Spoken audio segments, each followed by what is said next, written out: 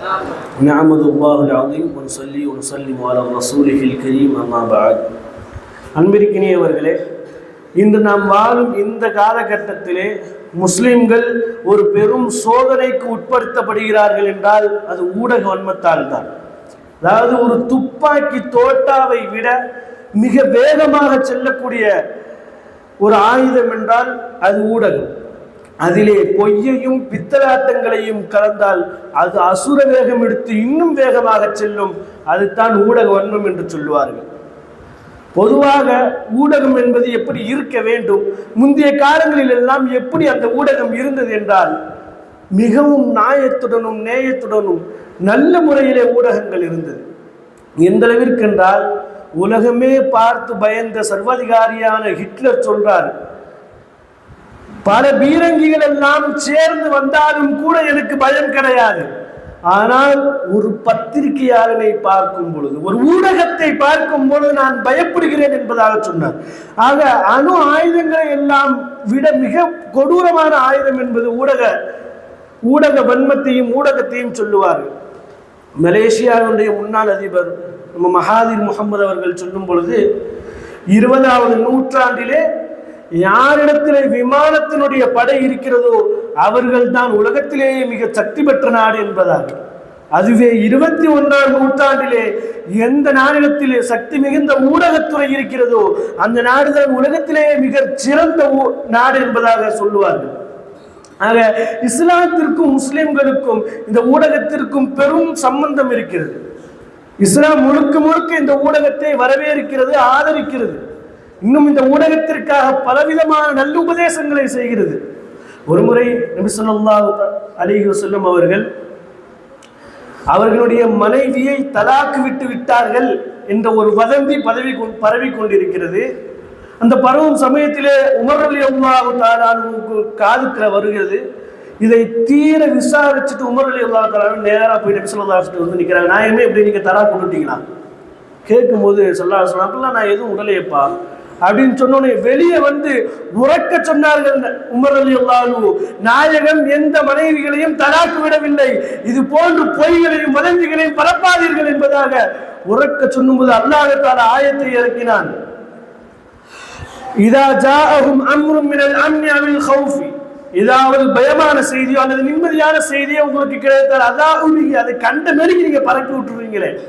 வலவ் ருத்தூஹு இலா ரசூலி வ இலா உலில் அம்ரி மின்ஹும், உங்களுடைய தகுதி மிகுந்த ஊடகத்தாரிடத்திலே நீங்கள் அதை போய் எத்தி வைத்தால் லஅலிமஹுல்லதீன யஸ்தம்பித்தூனஹு மின்ஹும், அதை அவர்கள் ஆராய்ச்சி செய்து ஆய்வு செய்து மக்களிடத்திலே நல்ல முறையில் கொண்டு போய் சேர்ப்பார்கள் அல்லவா. அல்லாஹ் தஆலா ஊடகத்தை இதை பாராட்டி பேசுகிறான். உலில் அம்ரி மின்ஹும் என்பதாக சொல்லுகிறான். அது அல்லாம யஸ்தம்பித்தூன, அவர்கள் ஆய்வு செய்யக்கூடியவர்கள், ஆராய்ச்சி செய்யக்கூடியவர்கள் என்பதாக சொல்கிறான். ஊடகம் எந்த அளவிற்கு அல்லாஹ் தஆலா பாராட்டி பேசுகிறானோ அதே போன்று அந்த ஊடகங்களுக்கு எச்சரிக்கையும் செய்கிறான். அதே ஆயத்திலே வலவுலா ஃபதுலுல்லாஹி அலைக்கும் வரஹ்மத்துஹு, அல்லாஹ்வுடைய கிருபையும் கருணையும் இல்லாவிட்டால் லத்தபஅதுமுஷ் ஷைத்தான இல்லா கலீலா, சில ஊடகங்களை தவிர்த்துள்ள பெரும்பாலான ஊடகங்கள் ஷைத்தானுடைய பாதையை பின்பற்றி விடுவார்கள் என்று இன்றைய அளவில் அதுதானே நடந்து கொண்டிருக்கிறது. பெரும் பெரும் அரசியலாளர்களுக்கும் ஆட்சி அதிகாரத்தில் இருக்கக்கூடியவர்களுக்கும் கீழ்ப்படிந்து அவர்கள் போடக்கூடிய எச்ச காசுகளுக்காக வேண்டி ஊடகத்துறைகள் எல்லாம் இன்று வேலை பார்த்து கொண்டிருக்கிறதா இல்லையா? ஊடகத்துறையிலே உள்ள டிஆர்பி என்ற ரேட்டிங் கூடுவதற்காக வேண்டி கண்ட கல்சனை எல்லாத்தையும் தலைப்பு செய்திகளா போடுறாங்க இல்லையா? ஆபாசத்துக்கும் அவதூற பரப்புவதிலிருந்து தொடங்கி வன்முறையான செய்திகள், சின்ன சின்ன செய்திகள் எல்லாம் அப்படியே மிக பிரம்மாண்டமா காண்கிறாங்க. அது நாட்டில் நடக்கக்கூடிய பிரதான பிரச்சனைகளை ஒண்ணுமே இல்லாம அப்படியே மூடி மறைக்கிற வேலையை தான் இன்றைய ஊடகங்கள் செய்து கொண்டு வருகிறது. அதாவது இங்க ஏதாவது ஒரு இடத்துல ஒரு குற்றம் நடந்துருச்சுன்னா அந்த இடத்துக்கு போய் ஊடகங்கள் முதல்ல பார்க்கறது என்னது? இன்றைய ஊடகங்கள் குற்றவாளி யாருன்னு பார்க்கறது கிடையாது, அதுல உண்மை சம்பவம் என்ன அப்படின்றது பார்க்கறது கிடையாது. குற்றத்தை செய்தவன் முஸ்லிமா, அவனுடைய பெயர் முஸ்லிம் பெயரா, அவனுக்கு தாடி இருக்குதா, தொப்பி இருக்குதா, அவன் இஸ்லாமிய உடையில் இருக்கிறாரா என்பதை மாத்திரம் அவர்கள் குறிக்கோளாக பார்க்கிறார்கள் என்றால் இந்த ஊடக வன்மத்தை எந்த அளவிற்கு அவர்கள் வெளிக்கொண்டு கக்குகிறார்கள் என்பதை நாம் கடமைப்பட்டு இருக்கிறோம் புரிந்து கொள்ள. இப்படித்தான் 1948ஆம் ஆண்டிலே காந்தியை கொன்றது கோட்சோ என்று எல்லாத்துக்கும் தெரிய வந்தது. இப்பொழுது எல்லாத்துக்கும் தெரியும். கொல்லும் போது கோட்சோ கையில இஸ்மாயில் பேர் எழுதியிருக்கு. பேர் எழுதியிருக்கிறத பார்த்துட்டு இந்த ஊடகங்கள் எல்லாரும் சேர்ந்து, சில ஊடகங்களை தவிர்த்து எல்லா ஊடகங்களும் சேர்ந்து, ஒரு முஸ்லிம் தான் காந்தியடிகளை கொன்றார், இஸ்லாமிய மார்க்கம் தான் தீவிர விதமாக இந்த செயலை செய்திருக்கிறது என்பதாக பலவிதமான அவதூறுகளை பரப்புகிறது. ஆனால் அந்த ஊடகங்களுக்கும் தெரியும் கோட்சோ என்பவன் இந்துத்துவ கட்சியினுடைய தலைவன் என்பதாக எல்லாம் தெரியும். தெரிந்து கொண்டே இத்தனை அவதூறுகளை இஸ்லாமிய மக்களின் மீது சுமத்தினார்கள். அன்றைய நேரத்தில் நேருஜி அவர்கள் மேடை ஏறி இஸ்லாமிய மக்களுக்கும் இதற்கும் சம்பந்தம் இல்லை என்று கூறாவிட்டால் இன்று அளவிலும் கூட அது மிக பெரும் கலவரமாக தோன்றியிருக்கும். ஆக சொல்வார்கள், இன்றைய செய்தி என்பது நாளைய தலைமுறையின் வரலாறு. அன்றைய செய்தியாக இருந்தது நாம் இன்று வரலாறாக படிக்கிறோம் அல்லவா? இன்றைய செய்தி என்பது நாளைய மக்களுக்கு வரலாறு. ஆக இந்த ஊடகங்கள் சுமார் 70-80 வருடங்களாக, சில ஊடகங்களை தவிர பெரும்பாலான ஊடகங்கள் வன்மத்தை மாத்திரம் கற்றிக் கொண்டு வருகிறார்கள். இதற்கு உலகளாவிய முறையில ஒரு பெயர் உண்டு, இஸ்லாமோபோபியா என்று. இஸ்லாமோபோபியா என்றால் வளரக்கூடிய இஸ்லாத்தை அபாயமாக பார்த்து, அச்சமாக பார்த்து, இஸ்லாத்தை அழிக்கக்கூடிய எல்லா செயல்களையும் அந்த செயல்களுக்கு தகுந்த மாதிரி தன்னை அப்படியே மாற்றிக்கொள்வது. இதுதான் இஸ்லாமோபோபியா. இதுதான் இன்றைக்கு உள்ள எல்லா ஊடகங்களும் செஞ்சுட்டு இருக்காங்க.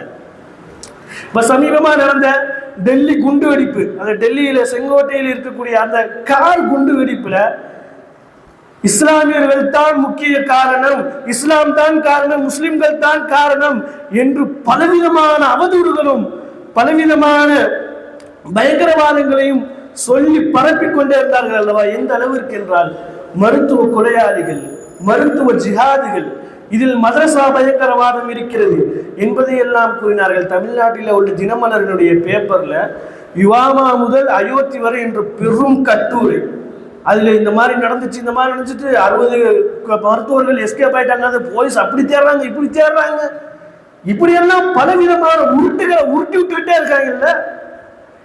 அப்போ பிறகு இதெல்லாம் நடந்து முடிச்சுட்டு போலீஸ் என்னையேவும் இந்த மாதிரி உங்களுக்கு எல்லாம் இந்த பிரச்சனைக்கு உங்களுக்கு சம்பந்தம் இல்லை அப்படின்னு சொல்லிட்டாங்கன்னா, கடைசியில் அந்த நியூஸே வெளியே வர. அப்படி வெளியே வந்தாலும் ஏதோ விளம்பரத்துக்கு பக்கத்துலையோ இல்லை நியூஸ் பேப்பர்ல கடைசி ஒரு ஓரத்தில் மக்களுடைய கண்ணுக்கே எட்டாத அளவில் அந்த நியூஸை போட்டிருப்பாங்க. அப்போ ஒரு இஸ்லாமியனே இந்த மாதிரி செஞ்சா இருக்கட்டுமே, இப்போ ஒரு இஸ்லாமியன் செஞ்சாலும் கூட முஸ்லிம்களும் இஸ்லாமும் அவனை வன்மமாக கண்டிக்கிறதா இல்லையா? அவனுக்குரிய தண்டனையை இஸ்லாமும் முஸ்லிம்களும் தந்தே தீர்வார்கள் அல்லவா? ஆனால் இதை ஒரு மதத்தோடும் மார்க்கத்தோடும் ஒன்றிணைத்து பார்ப்பது மிக பெரும் குற்றம். அந்த குற்றத்தை தான் இன்று ஊடகங்கள் செய்து கொண்டு வருகிறது. பனு முஸ்தலக் என்ற கோத்திரம் இஸ்லாம் ஆகி போன பிறகு அவர்களுக்கு ஜக்காத்தை வசூலிப்பதற்கு அல் வலீத் இப்னு உக்குபா என்ற நபி தோழரை ஸல்லல்லாஹு அலைஹி வஸல்லம் அனுப்பினார்கள்.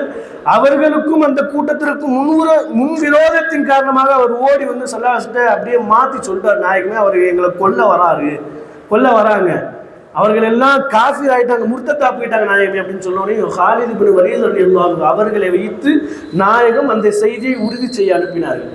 பார்த்தால் அல்லாஹ் அக்பர், அவர்கள் மிக பெரும் தக்வாவுடனும் பேணுதலுடனும் வாழ்ந்து கொண்டிருந்தார்கள். இதை பார்த்து அல்லாஹ் தஆலா குர்ஆனிலே ஆயத்தை இறக்கினார்.